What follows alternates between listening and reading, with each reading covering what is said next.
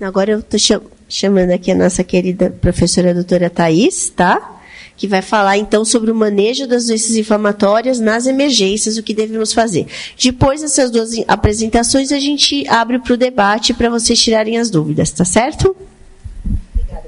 Obrigada. Olá, tudo bem? Meu nome é Thaís, eu sou gastro. Então, assim, quando as pessoas começaram a se apresentar, eu fiquei um pouco preocupada. Minha aula vai ser chata. Então, minha aula foi preparada com o intuito de mostrar um pouco de medicações que são usadas na emergência do paciente com doença inflamatória. Não vai ser uma aula sobre tratamento específico. Então, assim, eu vi que a maioria do público aqui é de ACS. Meu primeiro trabalho foi numa unidade básica de saúde. Lá, não vou dizer quantos anos atrás, porque entrega a minha idade. Então, assim, vocês são muito importantes para a gente, né? Porque eu sei que o paciente, muitas vezes vocês têm uma relação de amizade com esses pacientes. É quem vai chegar, nossa, estou com diarreia direto. Nossa, está saindo sangue nas minhas fezes. Então, vocês já lembrem que isso é um sinal de alarme. Então, são esses pacientes ali que vocês têm que segurar no braço e dizer, olha, doutor, esse aqui pode ser doença inflamatória intestinal, olha com atenção, manda para um gastro, né? Se todo mundo aqui sair com essa bandeirinha, né, que a gente chama das red flags na mão, então já vai ter, esse dia aqui já valeu a pena, né? Então, se preparem para a aula chata que ela vai começar. Mas vou fazer de tudo para ser o menos chata possível. Então, hoje, como já foi falado aqui, as doenças inflamatórias elas têm aumentado no mundo inteiro. Nos Estados Unidos, a gente já tem visto um aumento de 3 vezes dos casos de exacerbação de doença inflamatória na emergência. Um ponto crítico hoje dos departamentos de emergência é tentar entender quem é esse paciente que está dando entrada. Se é um paciente que está tendo uma piora da doença inflamatória dele, ou se é um paciente com doença inflamatória apresentando outro quadro clínico. Então, uma avaliação clínica é muito importante, uma história bem contada, exame físico, testes laboratoriais, definir a necessidade de quando eu vou pedir um exame de imagem para excluir uma outra patologia, é muito importante nessas unidades de pronto atendimento. Então, a dor, ela vai ser uma queixa muito comum na doença inflamatória intestinal.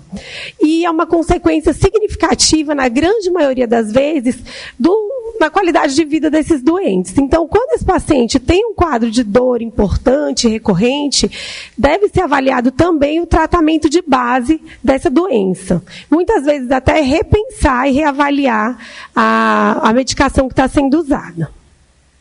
Aqui são algumas das fontes de dor no paciente com doença inflamatória intestinal. Como já foi falado, é uma doença que ela tem diversas apresentações clínicas. Eu não vou falar mais aqui do que já foi falado, então, que ainda vai ser falado várias vezes. Então, aqui são algumas causas de que esse paciente pode ter dor e dar entrada na emergência.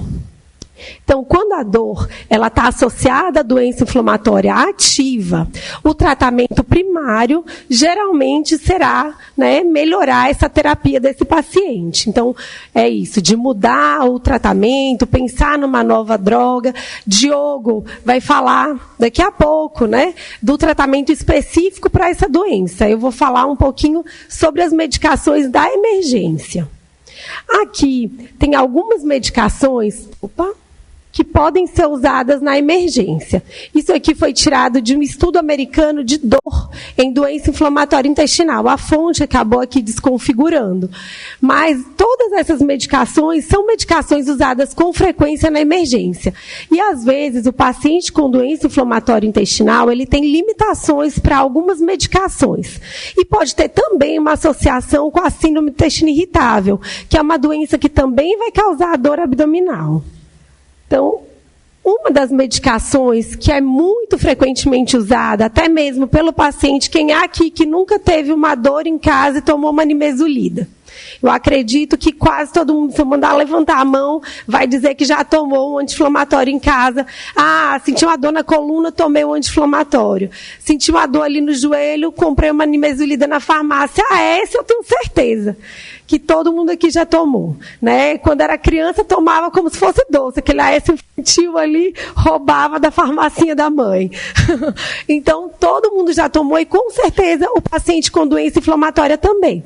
E a gente tem que ter cuidado com essa classe de medicamento. Por quê? Porque os anti-inflamatórios, eles agem como analgésicos, principalmente pela inibição da produção das prostaglandinas, pelas enzimas ciclooxigenase, e em condições de inflamação, o efeito analgésico dos anti-inflamatórios, ele é mediado pela inibição da COX-2. Então, os anti-inflamatórios não seletivos, que são esses mais comuns, eles inibem a enzima COX-1. E essa COX-1 ela é muito importante para o aparelho digestivo, né? Para a integridade da mucosa do intestino, e a combinação de uma produção reduzida da prostaglandina e da toxicidade pela inibição dessa COX-1 pode causar problemas no aparelho digestivo. Então, vocês que estão aí são da área de saúde, vocês já viram com certeza um paciente que teve uma complicação porque tomou anti-inflamatório. Não é diferente na doença inflamatória, né? Só que esses pacientes, eles já têm um tubo digestivo mais sensível. Tem um estudo que não é tão grande, né? Que diz isso, que realmente anti-inflamatório não seletivo da COX pode piorar a doença inflamatória intestinal. Mas, na verdade, isso é até um tema um pouco controverso, né? Então, hoje, o que é que a gente faz? Houve um estudo muito grande, esse estudo foi bem feito, com 200 pacientes, foi um estudo randomizado, controlado, que usou o Celecoxib, que é o inibidor da COX-2. Então, esse estudo mostrou que não teve diferença para os pacientes que usaram o Celecoxib e o placebo. Então, hoje, na doença inflamatória intestinal, quando o paciente precisa de um anti-inflamatório, a preferência são para os inibidores seletivos da COX-2. Só que esses medicamentos, eles têm ali um asterisco no risco cardiovascular. Então, você tem que ter cuidado também com essas medicações. Ao primeiro sinal de sangramento, então, suspender o medicamento. Mas lembrar, né, que anti-inflamatório para esses doentes, só quando muito indicado, está ali nossa reumatologista, cadê? Que não nos deixa mentir. Né? Então, às vezes, vai precisar usar, mas você tem que ter cuidado. Sangrou, opa! Né, vamos ter cuidado aqui com esse anti-inflamatório. Então, os opioides. Né? No Brasil, a gente não tem uma crise de opioide como houve aí nos Estados Unidos, até porque, para a gente, esse remédio é caro. Mas, eventualmente, na emergência, tem paciente que vai usar ali uma morfina, um tramadol. Né? Então, são frequentemente usados para tratar a dor aguda grave, que se use ali pontualmente, em alguns casos, com ressalvas, mas são medicamentos que eles não devem ser usados com frequência, né? Por quê? Primeiro, porque causam risco de dependência, e nos Estados Unidos isso foi visto, vários estudos, fazendo essa revisão para dar essa aula, vários estudos mostrando dependência em paciente. Então, a gente tem que ter muito cuidado, e essa síndrome do intestino narcótico, que é um quadro de dor crônica abdominal, causado pelo uso crônico de opiáceos. Então, se esse paciente está com dor ali e não peraí, né? Não vai prescrever opioide para ele ficar tomando direto, vai reavaliar a doença dele. Na prática, no consultório, a gente não tem isso, não temos recorrentes aí necessidade de prescrever opioide para esses doentes. Então, um paciente com quadro de abdômen agudo a esclarecer, nesse paciente, essas medicações não são opções. Então, pelo contrário, a gente tem que suspender medicações que promovem a dilatação colônica, como os anti-inflamatórios, os anticolinérgicos, antidiarreicos e opioides. Então, não usar essas medicações. Por quê? Porque ali, com o uso dessas medicações, eu vou aumentar o risco do megacólon. Os corticoides. Né? Paciente com doença inflamatória, se aqui fosse um público de paciente com doença inflamatória, nós iríamos ver várias pessoas aqui que teriam usado corticoide, porque é uma medicação que muitas vezes é a primeira medicação que vai ser usada ali no momento de entrada da emergência, né? Para tirar aquele paciente, para ganhar tempo para trocar o tratamento, ou para tratar uma crise, um quadro mais agudo. Então, o corticoide, ele muitas vezes é a primeira arma terapêutica do médico que está ali na emergência, né? Então, quando ele é indicado? Ele é indicado na doença de Crohn moderada grave, na colite tóxica e no megacólon tóxico. Lembrando sempre que vai ser uma medicação de ponte e não uma medicação de tratamento recorrente. Então, em casos graves, os pacientes internados, a gente vai pensar na hidrocortisona. Geralmente, a dose usada é uma dose de 100 miligramas, não estou enxergando. Está aqui. 100 miligramas a cada 8 horas, ou a metilprednisolona de 40 a 60 miligramas, com a substituição para prednisona oral, tão logo isso seja permitido. Então, assim que o paciente melhorar, trocar para prednisona. A prednisona oral, a gente inicia geralmente com uma dose de 1 miligrama quilo dia, não mais que 60 miligramas dia, né, podendo ser empregada até a remissão clínica. A gente vai diminuindo de 5 a 10 miligramas por semana, até atingir 20 miligramas, e depois a gente vai diminuindo 5 miligramas até a retirada completa. Nesses casos que eu estou explicando para vocês, onde existe necessidade de uso. Para paciente que vai fazer cirurgia, a gente tem que ter muito cuidado, porque o uso crônico de corticoide, né, esse uso pré-cirúrgico, ele pode levar a complicações pós-operatórias, a infecções do sítio cirúrgico e descência de anastomose. Então, devemos limitar a exposição perioperatória a doses de, no máximo, 20 miligramas de prednisona. Então, pacientes com doença de Crohn, né, agora vamos falar sobre antibiótico, né, eles apresentam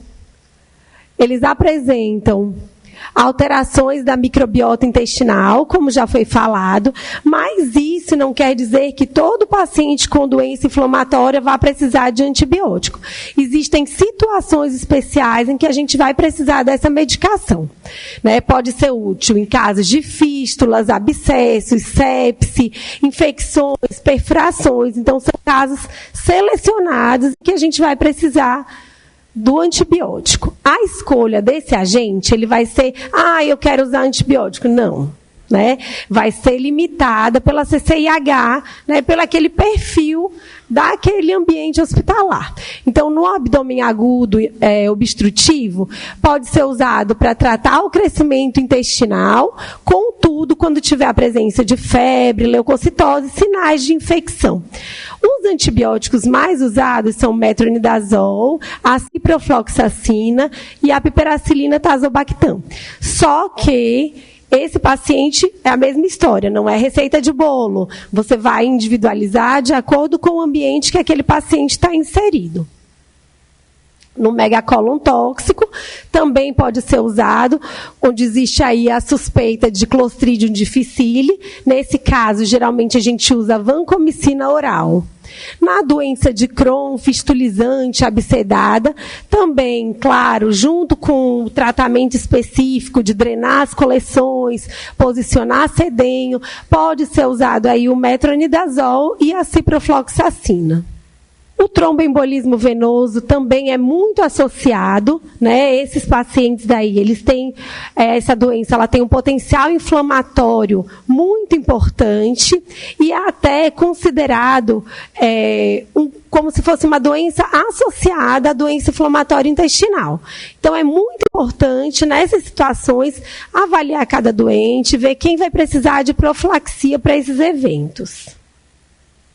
Aqui, né, mostrando que pacientes internados, na ausência de sangramento, claro, você não vai dar heparina para quem está sangrando, né, para quem está ali com sangramento grave, você vai avaliar a necessidade do uso.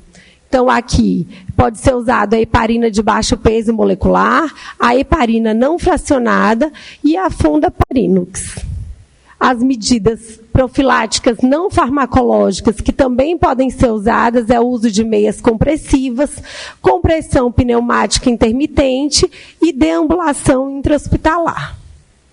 Então, aqui, a mensagem que eu quero dizer para vocês é que a capacidade do médico de curar ela é limitada, porém a de cuidar não tem limites. E eu estendo essa frase não só para o médico, mas para todos nós que somos profissionais da saúde. Nem todas as vezes a gente vai conseguir curar um paciente, mas muitas vezes uma palavra de apoio, uma atenção, dar o melhor tratamento possível para aquele doente, a gente já está fazendo muito por aquele paciente. Eu digo sempre assim, se a gente olhar um doente como se fosse como a gente precisa ser tratado, ou como a pessoa que a gente mais ama da vida, né, deveria ser tratada, a gente já está fazendo, e a gente tratar desse jeito, a gente já está fazendo o nosso papel. Então, aqui eu queria deixar essa mensagem para vocês. Espero que não tenha sido tão chata a aula e que vocês tenham gostado. Agora,